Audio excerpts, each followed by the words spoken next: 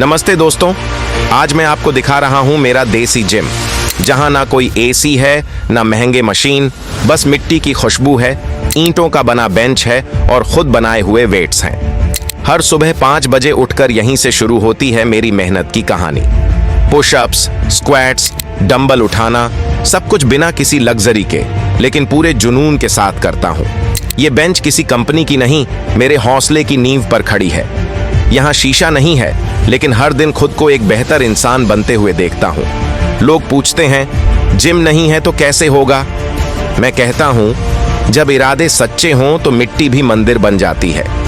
मेरा देसी जिम सिर्फ वर्कआउट की जगह नहीं, ये मेरी तपस्या की जगह है। अगर आपको भी लगे कि मोटिवेशन मिल रही है, तो इस सफर में मेरे साथ जुड़िए, क्योंकि मेहनत का कोई शॉर्टकट नहीं होता, बस हौसला चाहिए, बाकी सब बन जाता है।